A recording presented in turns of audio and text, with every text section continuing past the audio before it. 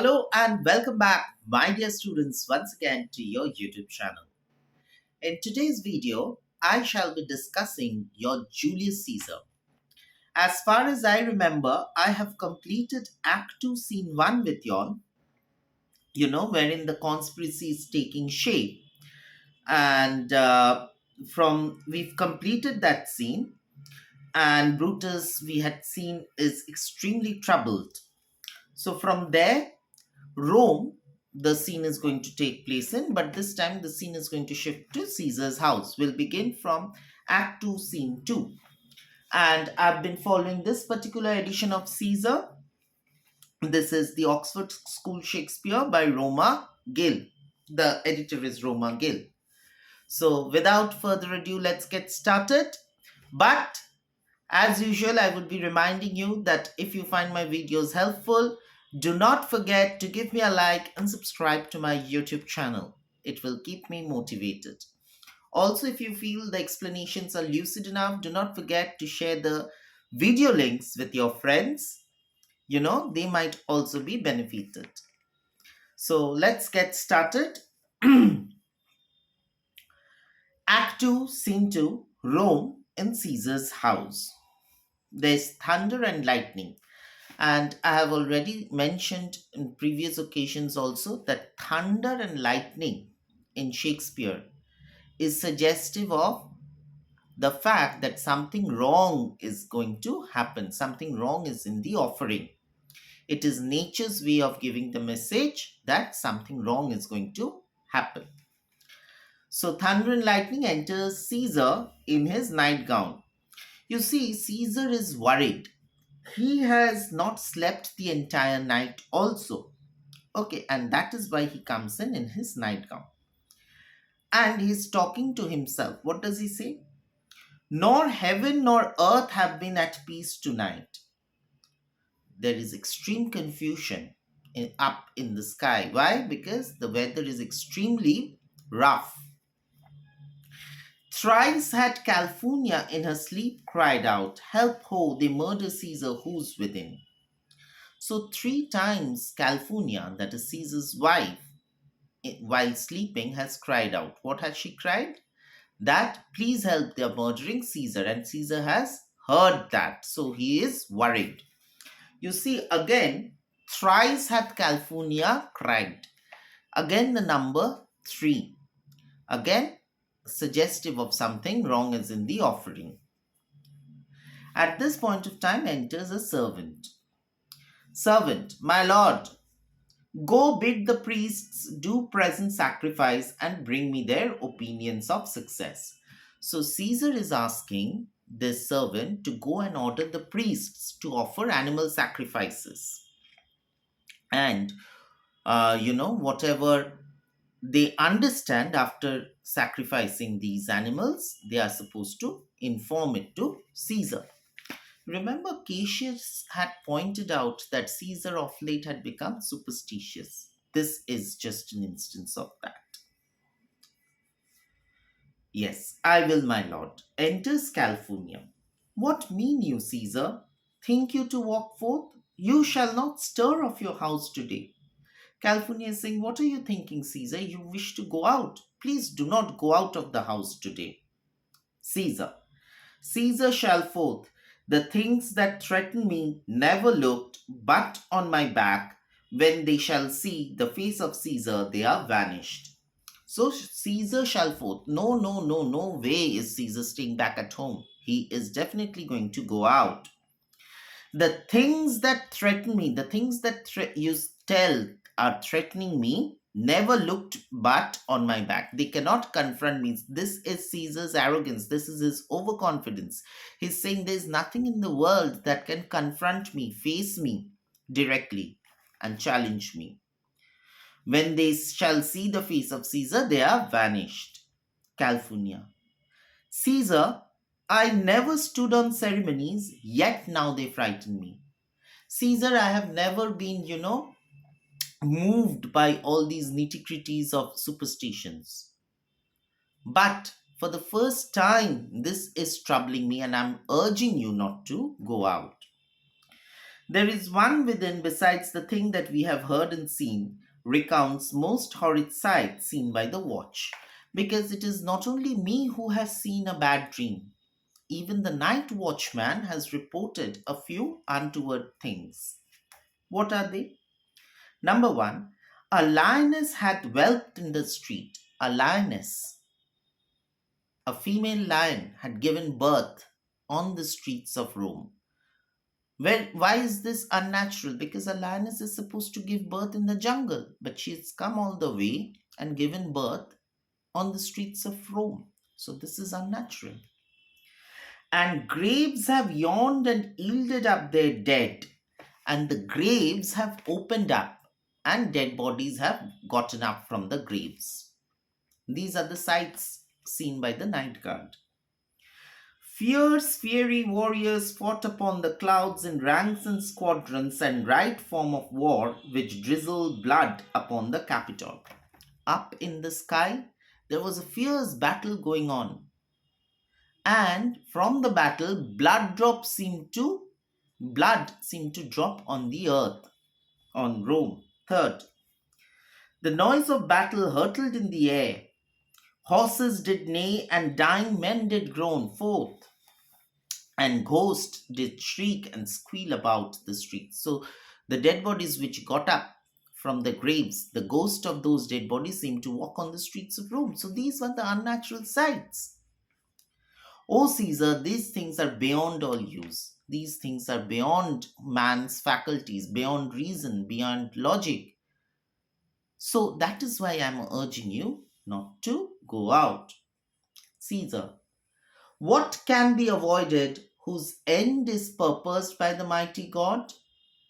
Yet Caesar shall go forth, for these predictions are to the world in general as to Caesar. This is true. Caesar is saying, can you avoid anything that God has planned? If it is destined to happen, it will happen. So if God has planned something for you, it will happen no matter what you try to do. You might try to avoid an accident by going out on the street, but if you're sitting in your drawing room, you never know, the screw of the fan can, loosen up, and the fan can fall on you and you might end up getting hurt. So here also Caesar is telling that if God has planned that something has to happen, it will happen, irrespective of the fact whether I go out or not. California, when beggars die, there are no comets seen. The heavens themselves blaze forth the death of princes. Very important line comes for quote. When beggars die, when normal people die, there are no signs given.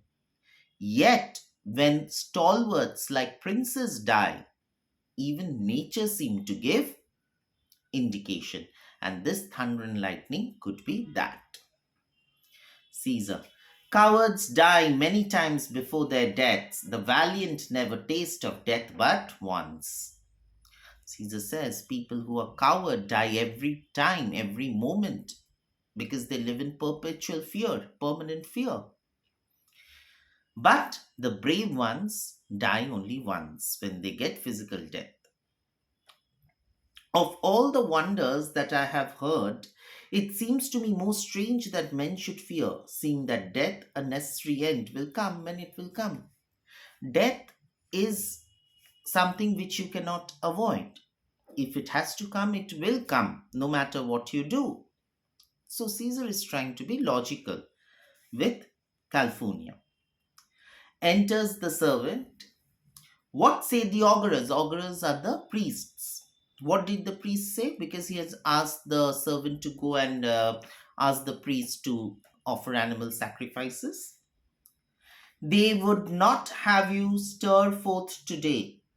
Plucking the entrails of an offering forth, they could not find a heart within the beast. So the servant brings in the news, yes, the priests have already sacrificed the animal, but when they were trying to open the animal, they found the animal without the heart, which is again an unnatural event. Of course, how can an animal survive without a heart? That is very logical, but then that is what it was here. So You see, the priests have said that no, this is absolutely unnatural. Caesar should not go out. The gods do this in shame of cowardice. And Caesar says the gods are afraid of me. They are cowards. They cannot match my, might. That is why they are sending all this. Caesar should be a beast without a heart if he should stay at home today for fear.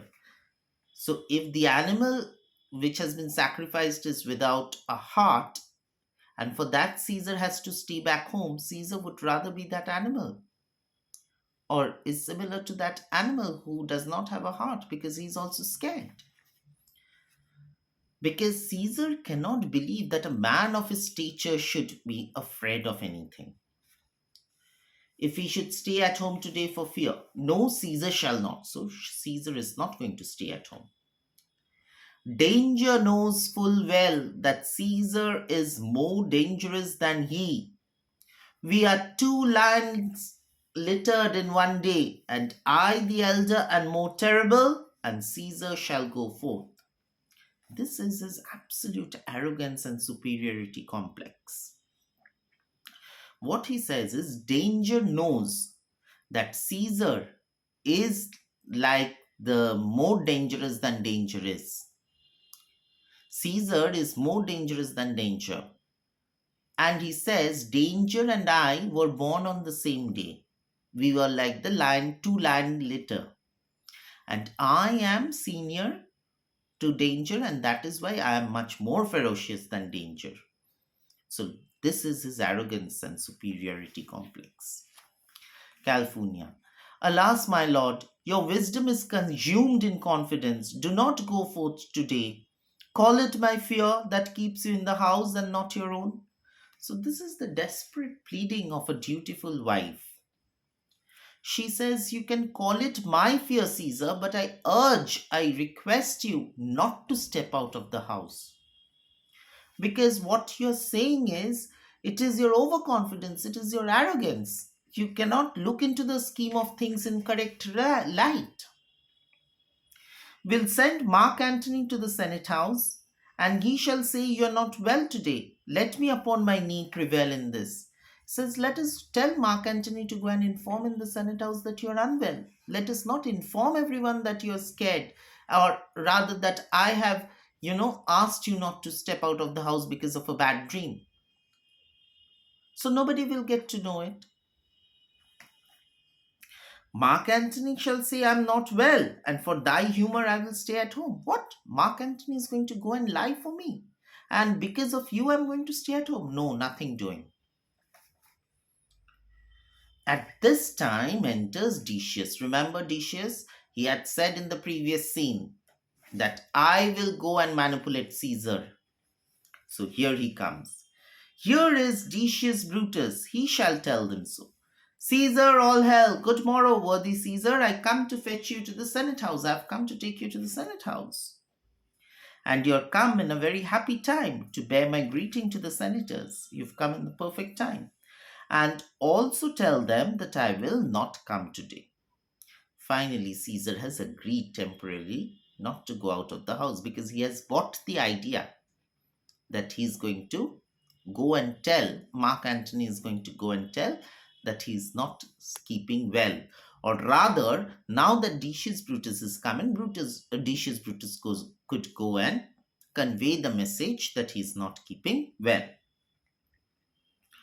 Then he says, Cannot is false, and that I dare not falser, I will not come today, tell them so, Decius. This is absolute arrogance of Caesar.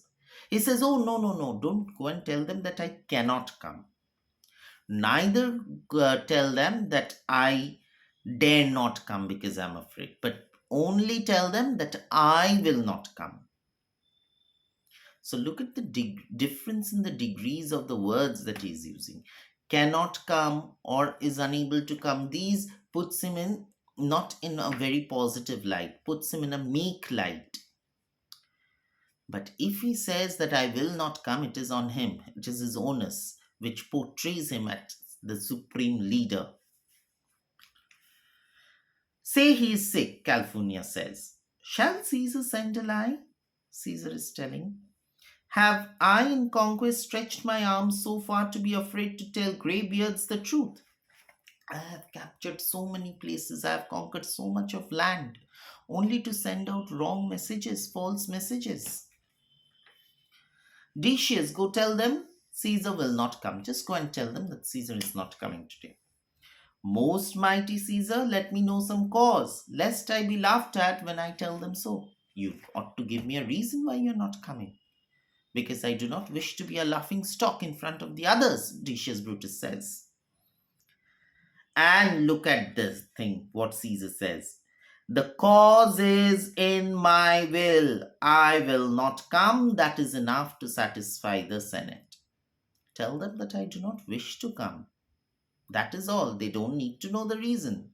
This is not a democracy. This is a monarchy. This is my land. I am ruling it. So, whatever I tell them, they have to follow. But for your private satisfaction, because I love you, I'll let you know. But because, Decius, you are very fond, I'm very fond of you, you're very close to me, I'll let you know. California here, my wife, stays me at home. She has requested me to be at home. She dreamt tonight she saw my statue. Now comes California's dream. What did she see? Which, like a fountain with 100 spouts, did run pure blood, and many lusty Romans came smiling and did bathe their hands in it.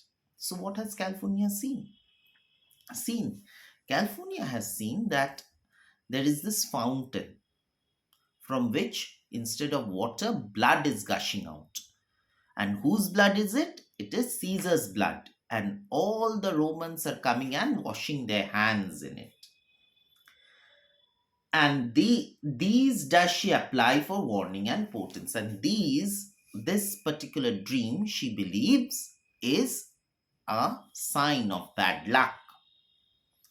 And evils imminent, and on her knee hath begged that I will stay at home. So Caesar loved California immensely. When California is kneeling before her and requesting her not to go, Caesar is, moved. And that is why he says, California has begged me not to go out of the house. Decius. Oh, this dream is all a misinterpreted. Remember, Decius had said, I'm going to go and manipulate. So he starts that. He says, oh, no, no, no. This is all a wrong interpretation given by California. So he manipulates and flatters Caesar to misinterpret the dream. He says it was a vision fair and fortunate. It was such a good dream that California has seen. Your statue sprouting blood in so many pipes in which so many smiling Romans bathe signifies that from you great Rome shall suck reviving blood, and that great men shall press for tinctures, stains, relics, and cognizance. This by California's dream is signified. See how shrewd and cunning he is. He's saying, oh, no, no, do not get confused. People coming and washing their hands in your blood is a great signifier. It signifies that entire Rome is going to get purged pure by your blood. So you are, the kind of Messiah that has come in. So you must go. Don't get befooled by California's interpretation. And Caesar loves this explanation. Remember, see what had Decius Brutus pointed out, that Caesar is a person who says verbally that he does not like to be flattered, but is most flattered. Here it comes. Oh, you've given me a lovely explanation. I have, when you heard what I can say and know it now, the Senate have concluded to give this day a crown to mighty Caesar. So all the senators have decided that they wish to crown Caesar formally. Now remember, previously Caesar had refused the crown thrice, but each time Caesar was a bit reluctant to let it go. So Decius knows that how power hungry and power craving monster Caesar is. So he hits it there, that you do not wish to come today. The senators wanted to crown you. How could you let go of this opportunity? If you shall send them word you will not come, their minds may change. If you're telling that you're not coming, then they might not wish to, coronate you again. Besides, it were a mock apt to rendered for someone to say, break up the Senate till another time when Caesar's wife shall meet with better dreams. Or it might be that some people can come up with such lame jokes that let us not hold the Senate now. We'll hold the Senate when Caesar's wife get a better dream. If Caesar hide himself, shall they not whisper, lo, Caesar is afraid? So they might start gossiping that Caesar is scared. Pardon me, Caesar, for my dear, dear love to your proceeding bids me to tell you this. So forgive me because I love you immensely. I had to, supersede California's interpretation. And reason to my love is liable. And you know that I love you immensely. So after Cassius, Decius comes across as a shrewd and cunning manipulator. All right. Caesar, how foolish do your fears seem now, California? I'm ashamed I did ill to them. Give me my robe, for I'll go. Oh, California, I've been such a foolish man to believe in whatever you've said. Give me my robes quickly, I'll go. Go out. At this point of time, enters Publius, Brutus, Ligarius, Metellus, Casca, Trebonius, and Cinna. And look where Publius is come to fetch me. Publius, good morrow, Caesar. Caesar. Welcome, Publius. What, Brutus, are you stirred so early too? Oh, even Brutus, you've come because Brutus is his best friend. Good morrow, Casca. Caius Ligarius, Caesar was never so much your enemy at the same time, same ague which had made you learn. So he's even surprised to see not only Casca but Caius Ligarius because he had never expected Caius Ligarius to come. For Caius Ligarius had, praised Pompey previously in open public, and Caesar had reprimanded him. Since then, Caius Ligarius and Caesar were not in good terms, but now Caesar sees that even Caius Ligarius has come to take him to the Senate. So he feels that, oh, so many people have come in to take me. There must be a reason. They all love me so much. But he's failing to look into the deeper truth. What is it o'clock? Caesar, it struck 8. Caesar, I thank you for your pains and courtesy. So, what Caesar is failing to see is that why so many men have come to take him. There must be some reason. But he's not understanding this. So, Caesar lacked farsightedness. Okay, this is a very important character trait. I thank you for your pains and courtesy. At this point of time enters Antony. See, Antony, that revels long o' night is notwithstanding up. Good morrow, Antony. So too, most noble Caesar. So everyone has come in. Caesar. Bid them prepare within. I am blamed to be thus waited for. I am only to be blamed for this delay. Now, Cinna, now, Metellus, what Trebonius, I have an hour's talk in store for you. So Cinna and Metellus, see, Caesar says that I wish to talk to you in private because I have a lot of things to share with you. Remember that you call on me today, be near me that I may remember you. Be nearby so that I can have a word with you. Little does he know that they are definitely going to be nearby because they will be the ones who would stab him. Trebonius, Caesar I will, and so near will I be that your best friend shall wish I had been further. This is very, very sad. Trebonius says, yes, definitely I'm going to be near you. And he says within himself that going to be so close to you that your true friends would perhaps feel that I should have been further. Because being close, what he's going to do? He's going to stab. Caesar, good friends, go in and taste some wine with me. Let us go in and have some wine. And we, like friends, will straight away go together. And then we can go to the Senate. Brutus says that every like is not the same. O Caesar, the heart of Brutus earns to think upon. So sad. Brutus says, yes, you're calling all of us friends, but not all of us are friend in truth. Because Brutus is going to be the murderer of Caesar. And Brutus would be so shocked to see that even Brutus is stabbing him that he will exclaim, Yet tu Brute, even you, Brutus. Okay, with this, we come to the end of Act 2, Scene 2. I hope I have been lucid enough in my explanation. If you find this video helpful, do not forget to give me a like and subscribe to my new channel. I'll be back soon with a new video. Till then, take very good care of your health and goodbye.